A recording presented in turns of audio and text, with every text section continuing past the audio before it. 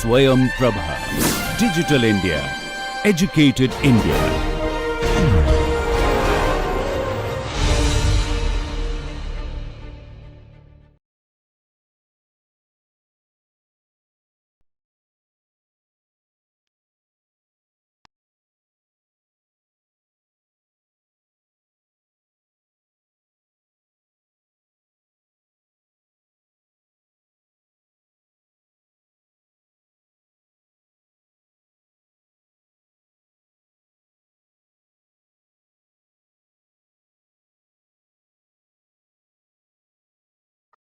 Welcome back.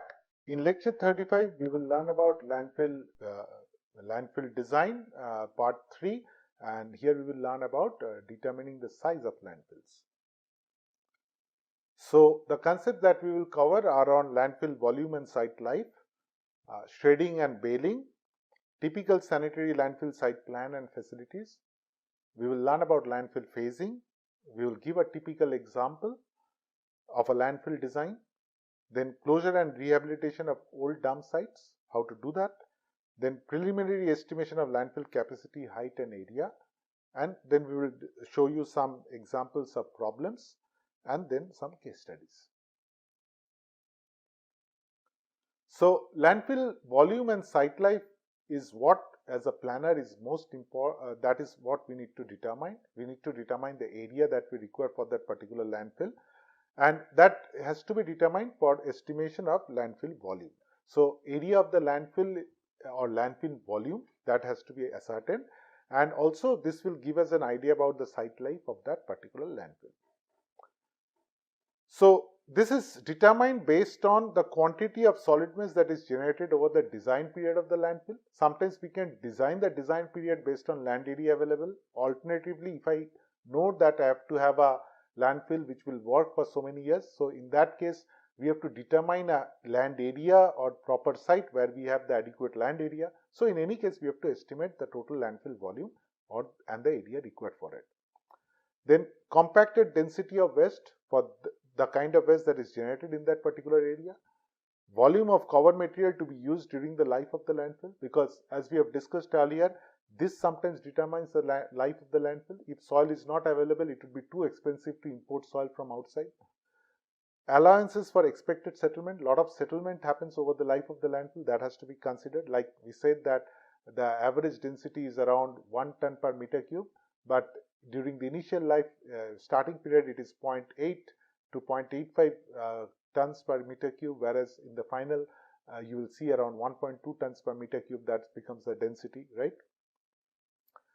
The site life is based on volume of cover material or soil, or the amount of solid waste that can be adequate covered by the volume of covered material available on the site. So this could be one of the criteria for determining the site life of that particular landfill site. Settlement occurs over the entire life of the active occurs during the active life of the landfill, and also later on as well to certain extent, but less. And it adds to available capacity of the landfill. That means if the total volume is something, because of settlement we will have additional volume available, that needs to be considered. So the extent of settlement, how much settlement will occur, depends on initial compaction. If the initial compaction is low, then settlement would be higher. Characteristics of the waste: if we have a lot of organic waste and other material which decomposes and becomes gas and other, breaks down into other materials, then of course compaction would be higher. Degree of compaction, how much I compact. Consolidation from leachate and gas formation, so how much amount of leachate is formed, how much amount of gas is formed, that also gives us an idea about what should be the settlement of the entire site. About 90% of the ultimate settlement occurs within the first 5 years. So settlement keeps on happening over the life of the landfill and even after that, but 90% of it happens within the first 5 years. Then we will talk about shredding and baling. Before waste is taken to a landfill site, we can further process it, or we can reduce it, or we can organize it, you can say, right?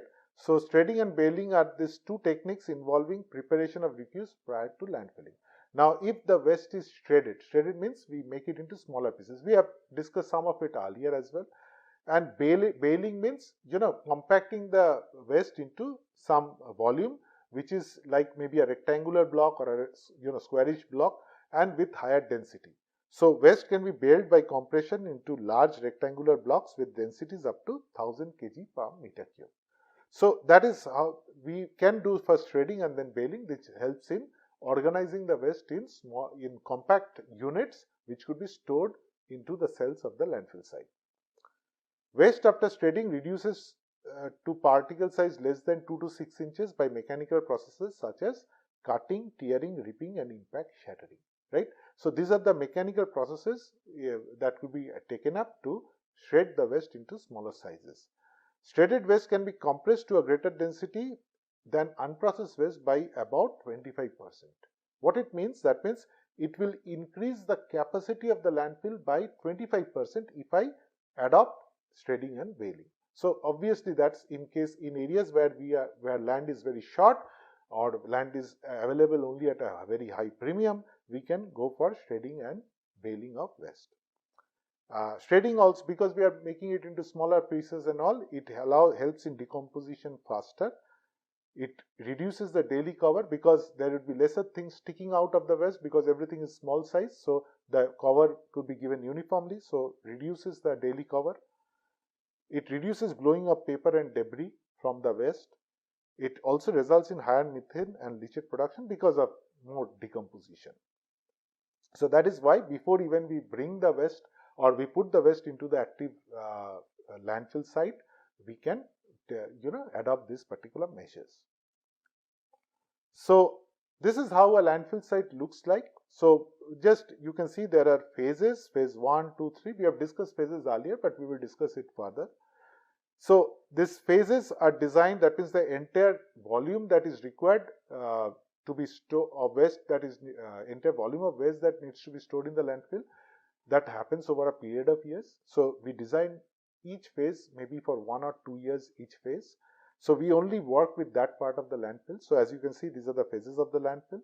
Then there are pre-treatment areas. If I want to do some sort of sorting of the waste, some amount of recycling, that could be done. So that's a pre-treatment area. So it's a big center over here. Then we could use a compactor, so that which before we put in the garbage, we can first compact it and then we can put it inside. So that's why we can install a compactor over here. Then we have a leachate collection and treatment system, a gas collection and treatment system, a stormwater pond, which is required for surface water management. And we have a control building, weigh bridges for the weighing the particular vehicles. There is an entry gate. There is an operational building, workshop, where repairs could be done, garbage building, some sort of other processing could be done, and so on. So typical facilities within a waste, landfill site. Typical facilities within this landfill site area includes access roads, equipment shelters, weighing scales, office space, waste inspection and transfer station, temporary waste storage or disposal sites, for special domestic hazardous waste maybe, areas for waste processing, maybe shredding of waste, demarcation of the sanitary landfill areas and areas for stockpiling, where we can stockpile some amount of material like cover material and liner material, storage, drainage facilities, sanitary landfill gas management facilities, leachate treatment facilities, monitoring wells, tire cleaning units for the waste collection vehicles, because once it moves out of the site, if the tire is dirty, it will keep on spilling the garbage in the normal urban roads. That is not desired. So that's why tire cleaning units are also installed. So these are the typical facilities in the landfill site. So landfill site is not only about storing of the waste or the volume required for waste storage, but also several allied facilities also needs to be accounted for.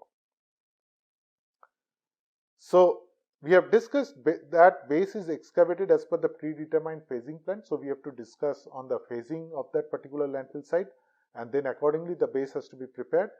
Now, because these phases are done not simultaneously one after another, but the bases are also, at the end of the day, the bases has to be integrated so that there is no leakage in between these two bases, right? So because of the two phases, we have got the bases which are constructed at two different time periods. So there may be some gaps in between this. So that should be prevented. So integrity of the base layer should be maintained. And west fill volume based on extent of the base and west fill contours for each phase designed for at least 1 year. So that means phases should be at least 1 year, or sometimes it could be for 2 years. And phase base for phase 2 is excavated and prepared 6 months before the final contours of phase 1 are reached. So that means we have to prepare the next phase before even the first phase is, the previous phase is completed. And in this image, you can see the different ways phasing could be done. The bottom one is very simple. Phase 1, we are giving a 3:1 slope. Then the phase 2 is after that. Phase 3 is after that. Phase 4 is after that. Why this is done this way? Because phase 4 will require separate sizes of cells. So we have to design it separately. Plus, because at the end of 1 year, we can put a cover over here and protect this area so that infiltration will not happen, and we only work on this area. So this becomes the active phase.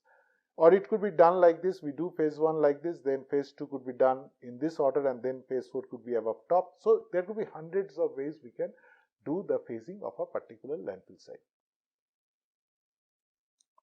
So let's see a typical example of a landfill site. So first we have to determine the site boundary along with the contour lines of the site to understand where we have to cut, where we have to fill, and so on. So we have to create the subsurface profile of the site. So you can see this is the bedrock, maybe the soil layers above it, maybe there is sand, then the groundwater table we have to determine, then the layer of soil above it, maybe there is silt soil over here, right? So this is what needs to be determined, and the entire profile or the section of the ground needs to be understood. Once that is there, based on the site, we can determine what should be the layout of the site. Like over here, this is the gate, this is the weighbridge, some buildings, parking, workshop, and other infrastructure could be put over here. This is the actual area of the landfill. This could be again broken up into different phases. And over here, we have the leachate collection system, treatment system, treatment area, the gas collection and treatment or energy generation area, or surface water management facilities, and so on, all housed over at this site. In case the waste processing is happening, like we can do some amount of composting, or we do some amount of other sorting. So in addition to the landfill area, we have a waste processing area also fit into the landfill site. Now this is how let us assume this is the section of the landfill, the profile of the ground. So we can go a little bit below, maybe groundwater is available even below. So we maintain the minimum distance, and we can dig up, and we can go for a trench fill initially, and then, as we have discussed earlier, most landfills are like a modified area landfill. So over here you can see that eventually the landfill will look like this, some part below, some part above. Now the base of the landfill is given a slope like this. As you can see over here, that is the bottommost part, the sides are sloped. So this is the side, so this aligns with this, right? So this is the side slopes are given on all the 4 sides, and the center is the base is more or less flat. But of course, this again, the base, even though it's shown as a flat, the slope has to be given as per the drainage network, as we have discussed earlier. Now, top of the landfill over here also, it is not, it's not a square box. It's more or less like a pyramid. So it looks something like this. Why? Because we have to give a 3:1 slope so that, vehicles can go up as well as water can come down. And usually the top is relatively flat. So that is what is being shown over here. So this aligns with this. Okay. Now, this could be the phases of the landfill. Again, the phase design could be in many different ways we can do the phase design. But let us assume the phases are done like 1, 2, 3, 4, 5, 6, and so on. So this is how the phasing has been done. Now, once the landfill profile is designed, then we can determine that the gas collection wells, the placement of the gas collection wells. So this has to be predetermined. We can design the not only the gas collection system, but also the drainage system and so on. So those layouts could be designed earlier based on the profile of the site as well as the section and so on. The top of the landfill, we can design the surface water drains, at what height we will design the drains. So this needs to be predetermined. The liners, drainage layers, covers, all can be predetermined when we design the entire landfill, and before actual operation all these designs needs to be finalized. Now, in many cases, and as per instructions in the MSW, in the Solid Waste Management Rules 2016, we need to also close and rehabilitate old dump sites. How we can do that? So let us assume this is a waste dump which is there. How we can close it? We can put a proper cover. As you can see over here, we are giving it a shape. There we can put a proper cover on the existing dump site, and here also we can put some impermeable barriers, so that we prevent groundwater to come and mix with this particular dump site. So this is one way. So the other is to put a particular cover above the existing dump, and then we are done with it. In other thing, if this kind of things are not possible, we can just put at least a proper cover at the top and then close it. Now, sometimes what happens, there is also, we have discussed this earlier, that there is limited amount of area available for landfill. So sometimes we have to work with the existing landfill sites, which are maybe not properly designed. So in that case, what we can do is, we can take an existing landfill site like this, we can relocate the waste and we can regrade the landfill. So this is how we can assume that this is going to be the design of this landfill. So we can shift this waste to this site. As you can see that we are moving the waste, giving it a shape, we can put a proper cover on it, and then we can have excess area available for future waste. Or in this case, you can close this existing landfill site like this. Some amount of waste could be relocated over here, and we can have new waste, a new landfill design, fully new landfill design at the side of the existing landfill. Sometimes it could be also designed in this way, where partially it can rest on the existing landfill and partially it can be on the side of this particular landfill. So this is how existing landfill could be also redesigned, re-engineered to take care of new waste and in a more protected facility. So how do I calculate the total area required for a landfill site, right? So that is what we have to do. But as you understand, we cannot do very detailed estimate at the beginning, because we are neither aware of what sort of waste will eventually come in the future. We can make estimates, but we don't know exactly how much. What would be the condition of the site if some natural calamity has occurred? So we need to modify our designs gradually, right, over the life of the active landfill, or over the life of the landfill site, right? But before we even start, we have to determine where we should acquire land, how much amount of land should be required. So we need to do some preliminary assessment.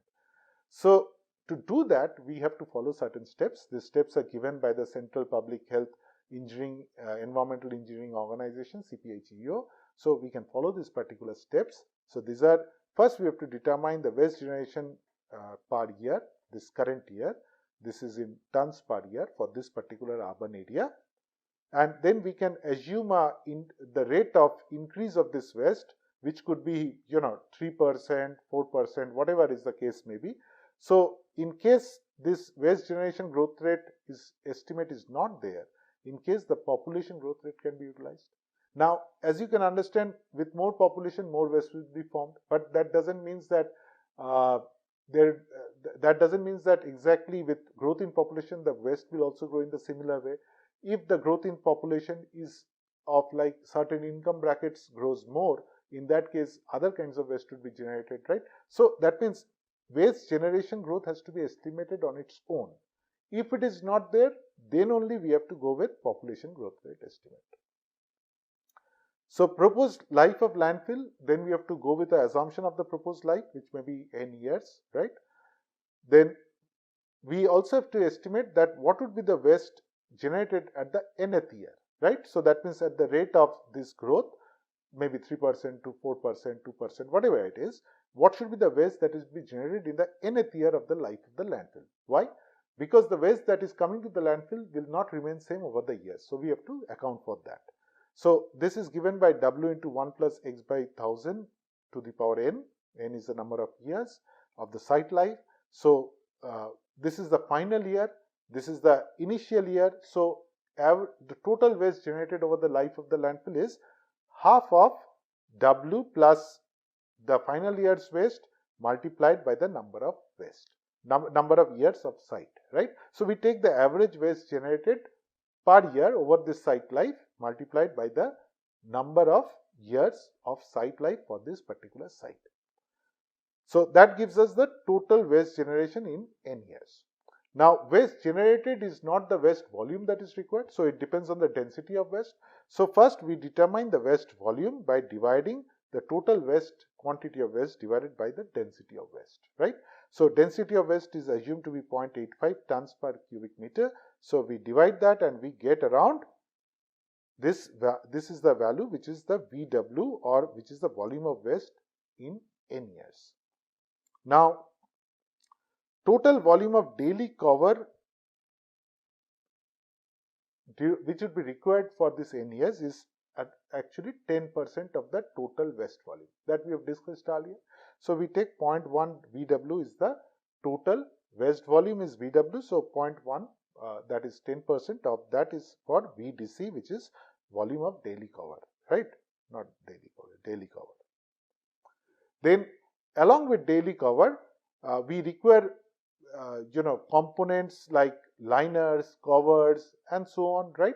So total volume that is required for that, assuming a 1.5 meter thick liner system, 1 meter thick cover system, including leachate collection, gas collection layers. So in that case, we can take another 0.25% for landfills of smaller height.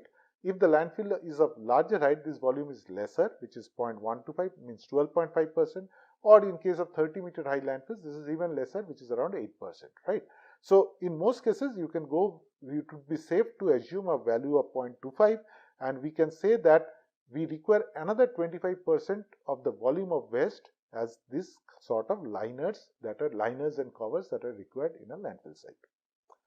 Then these are all additions in terms of volume, but at the same point of time, volume likely to be available within 10 years due to settlement or biodegradation of waste, right? So there is a lot of organic matter in the waste which degrades, and accordingly a lot of gases are released and so on. So there is a lot of compaction that happens, right? So or settlement of the waste that happens. Usually that is taken as Vs equal to M into Vw, where the value of M is around 10% for biodegradable waste or 5% for incinerated or inert waste. So in case there is a lot of biodegradable waste, we can assume that in most Indian landfills have got certain amount of biodegradable waste. So it is safe to go with 10%, right? So that means 10% volume would be available due to compaction. So total estimate of landfill capacity is CI equal to VW plus VD plus VC minus VS, right? So VS is the additional volume that is available because of compaction, whereas these are additions, this is subtraction. So finally, this is the total volume of landfill. So this is the total landfill capacity that is required. We have not yet estimated the area. It depends on the height, of course. But before we do that, we have to understand the shape of the landfill that we will adopt and what would be the section of the landfill, right? How much of it will be below ground, how much of it will be above ground, or is it just a landfill which is above ground? Will it be area type, trench type, slope type, valley type, or a combination of all this, right? So based on topography of the area, depth of groundwater table and other factors, we will determine what sort of, shape what sort of landfill we will go for, and based on that, we have to determine the area. So the first assumption is that the area is restricted, right? So that means we have a fixed area for the landfill site. So we now know the volume of area that is required for the this overall waste and allied material volume, right? Covered volume and so on. So if we can say that 0.15% of the area would be required for the infrastructural facilities, or alternatively we can say 85% of the entire area of the site would be dedicated for storing of waste and covers and so on, right? So we take only 0.85% of the total area which is available, AR. So definitely the height of the landfill would be C1, which is the overall volume required, divided by 0.85 AR, right? So this would be 0.85 AR, sorry. So this is what we can take, right? Or instead of 85, we can take a little bit more because of, compaction and all, but we better go with 0.85. So this is the height of the area that is required, because it's not only about the waste, but also some amount of, this cover and all these things will be at the top of it. So the height would be a little bit larger. So that's why it's taken 0.9, but we can again, that depends on the actual design of the landfill site, but it would be safe to go with divide by 0.85. So that means the height of the landfill site is determined if I know the area, but this is never the case, right? In most cases, we determine the area which is required based on the design of the height. Now, the height design is based on the profile of the section of the landfill, the groundwater table depth, and many other factors, right? Operational factors and so on. So typically it is 10 to 20 meter, and rarely sometimes it goes around 30 meters, right? So typically we have landfills around 10 to 20 meters. So in that case, the height is more or less fixed. So we fix the height beforehand, right? There may be other aesthetic concerns and other concerns as well. So in that case, C1 Ci divided by Hi, this is Ci, gives me the total area required for the landfill. Now this area is just for the storage of waste. So in additional area required for infrastructure, we have to add another 15%, so which becomes 1.15 Ai.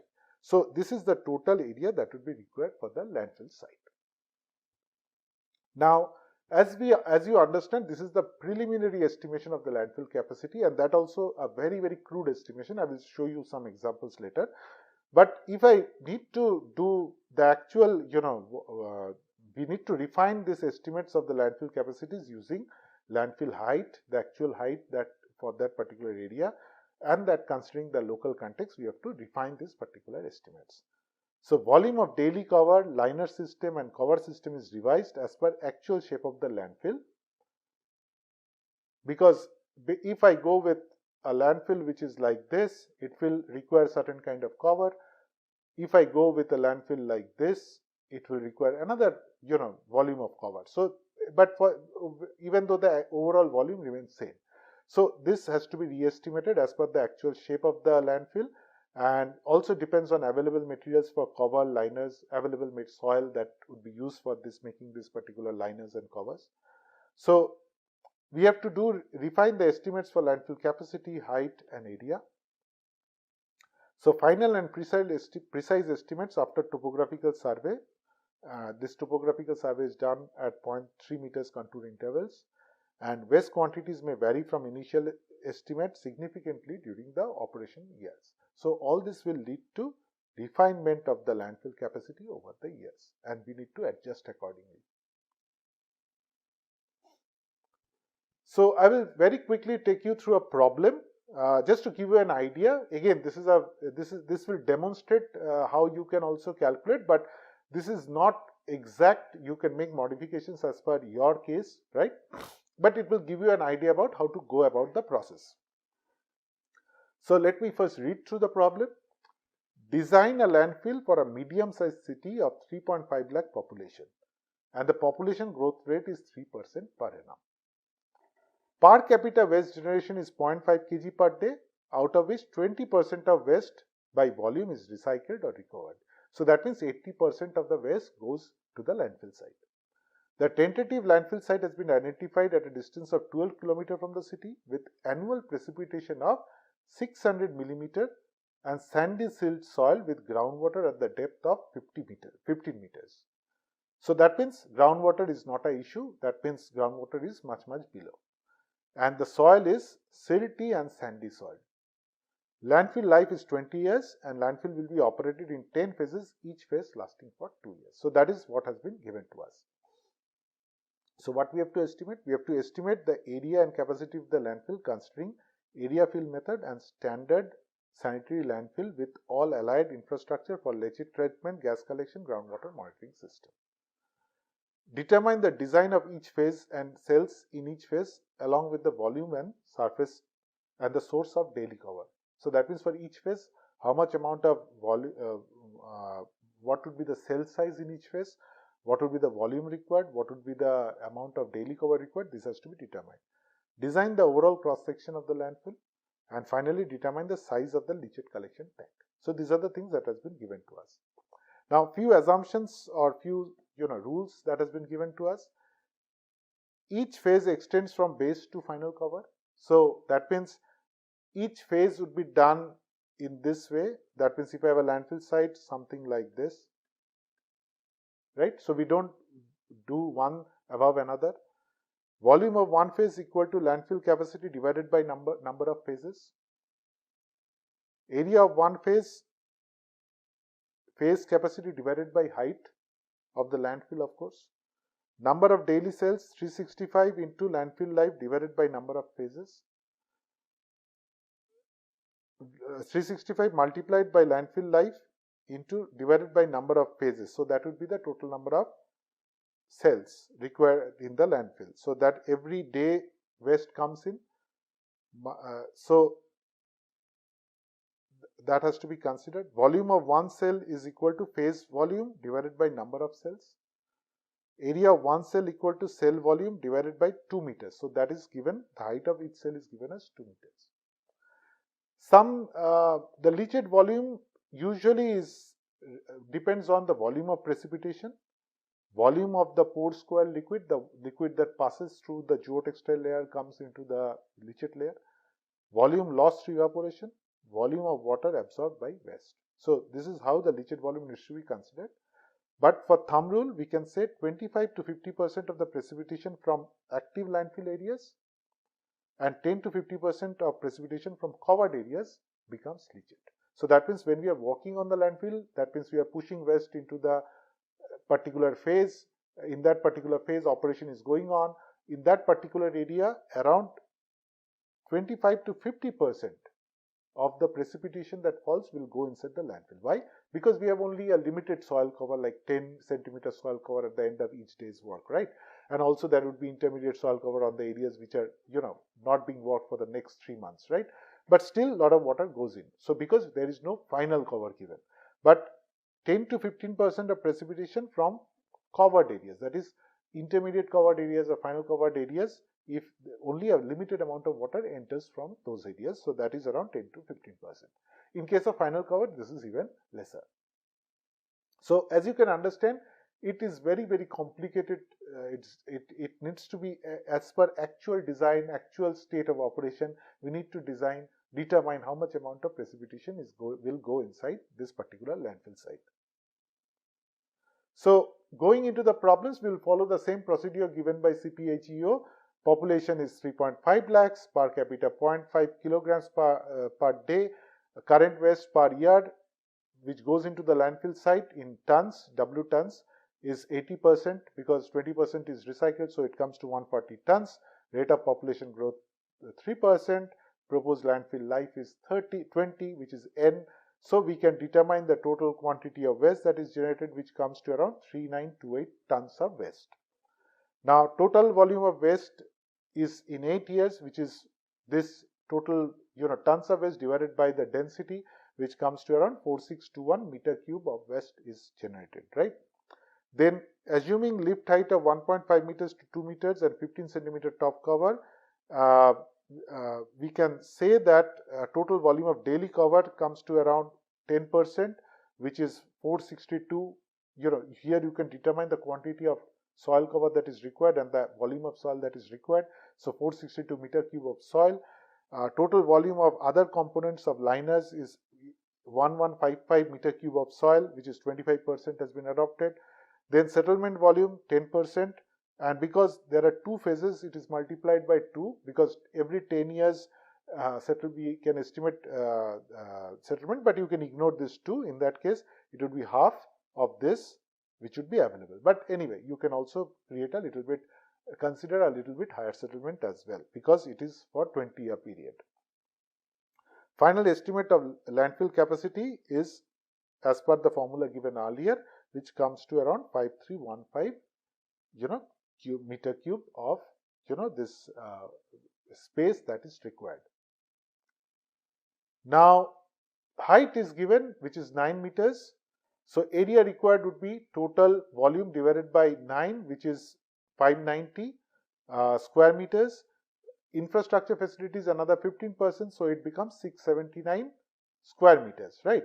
So the total breadth of the landfill is, if I take a squarish landfill site, so it comes to around 27 meters by 27 meters. Each phase is for 2 years, number of phases is 10. We divide the volume of each phase, like total volume is 5315 for west divided by 10. This is the volume for each phase. So plan area of each phase is also then divided by 9. H is 9 because each area has been done and then we move on to the next area, right? So that is 59 square meters is the area of each phase. Because the area is 59 square meters, we can say the size of each phase, again if I consider it as a square, around 7.69 square meters for each length and breadth of each phase. Total number of cells, because it's for 2 year period, 365 into 2, 730. Height of each cell is 2. Volume of each cell is, this is the volume of one phase divided by 730. So this is the volume of each cell, and we divide by 2, we come to around 0.365 is the total area of each cell.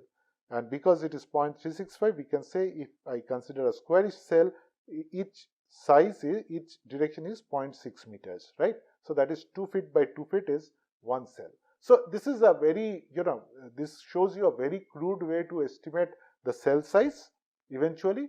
But at the same time, if of course the waste volume increases, the phase volume increases, automatically the cell size would be larger. Now this is a little bit more detailed way of calculating the exact same thing.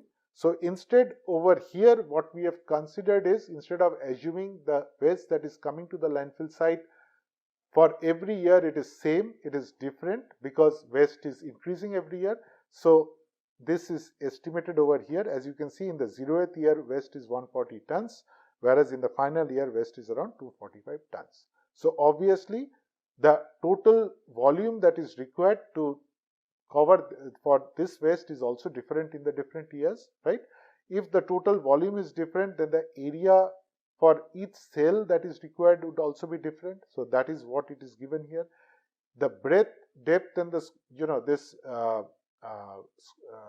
for each square cell that is would be also different. The size of the cell. This is the area of the cell. This is the length size of the cell. Covered volume would be different. Components volume would be different, liner and all. Total volume that is required is addition of all this, and yearly volume that would be also different.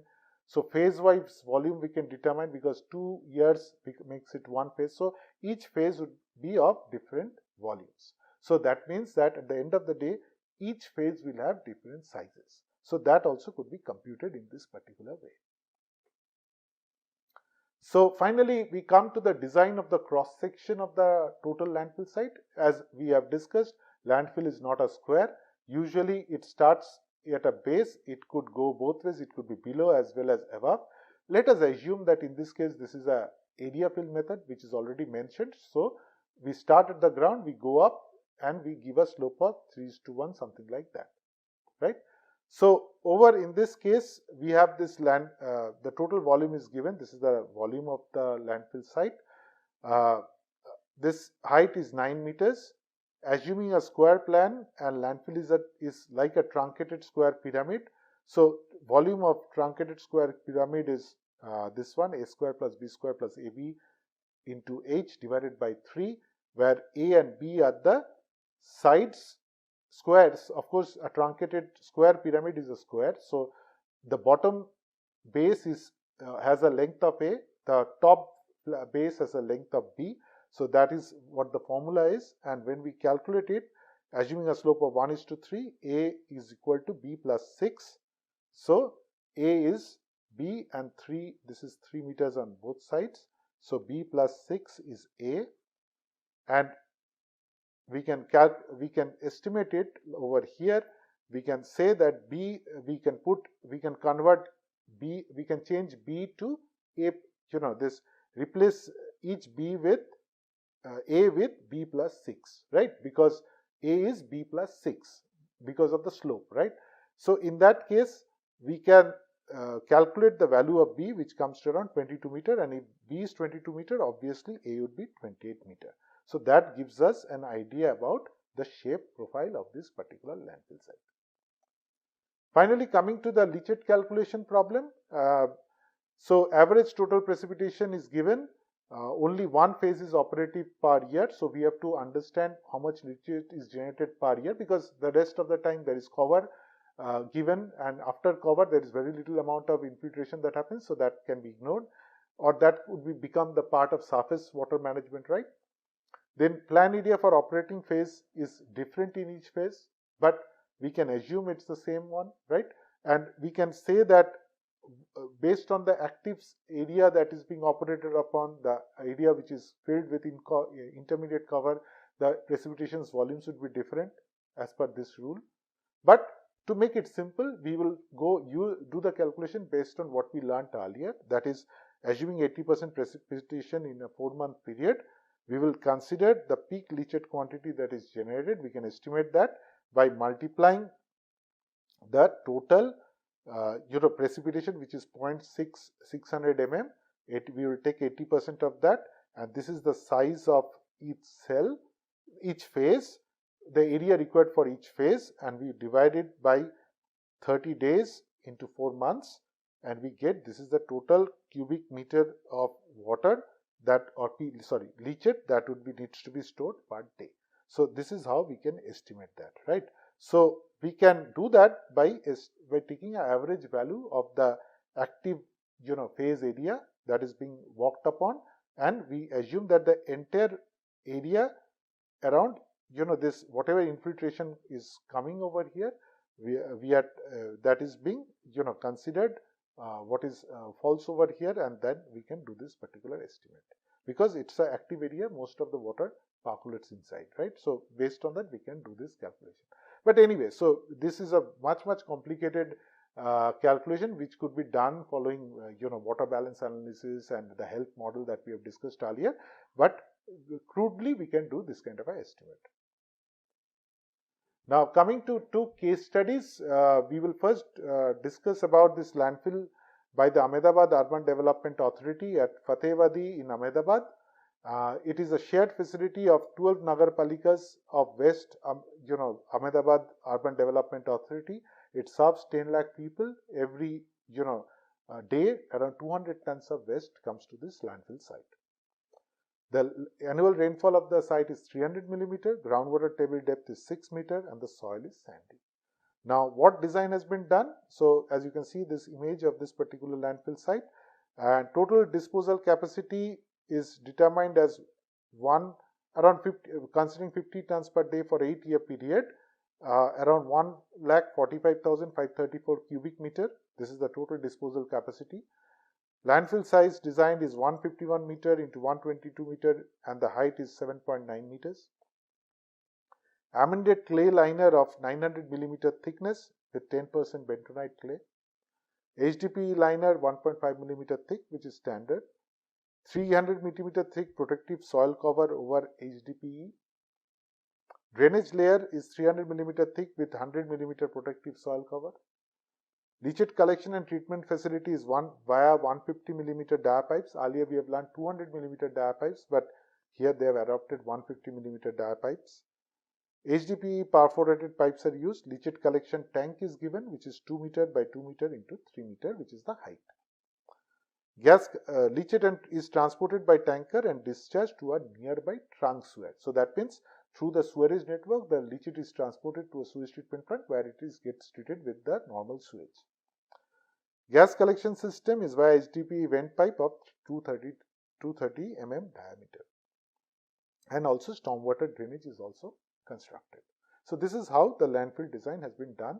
Sanitary landfill design has been done by the Ahmedabad Urban Development Authority. Next, coming to another landfill design in Vizianagaram municipality, which has got 36 wards. You can see this pipe sticking out. So this is the gas collection well, a passive well, right? So this allows the gas to come out of the lower layers of waste, which is below here. So total waste generated is 120 tons per day. Average annual rainfall is 1000 to 1032 millimeter. Clay soil is available, 30% clay and 35% silt. So because of that, there is no need for separate amended soil and all these things required, which was required in the earlier case. 30 acres of land for landfill facility with 55 meter and 2 meter depth. So 10 kilometer from Vizianagaram town and includes existing dump site yard. So already the existing yard is also there at the same location. Segregation conducted at transit point. So segregation of waste is conducted at transit point. So a clay liner is utilized using the same soil that is available in site. A HDP sheet is additionally added, which is of 1.5 millimeter thickness. Now the sheet width, each sheet is 7 meters in width. Length is 140 meters, and that means each 6 rolls of 980 square meters each is required to cover this particular site. Filter media above HDP liner 0.3 meter, which is standard. The drainage layer is of 0.3 meter. It includes 20 millimeter chips and 12 millimeter chips. One is for 0.2 mm and other is for 1 mm height. So for 1 feet and 2 feet. HDP pipes 160 mm, total length 200 meters. 5 numbers of pipe, each 40 meters apart, has been designed. Leachate collection and treatment is through a collection pit, 7.5 meter into 7.5 meter above, larger above, and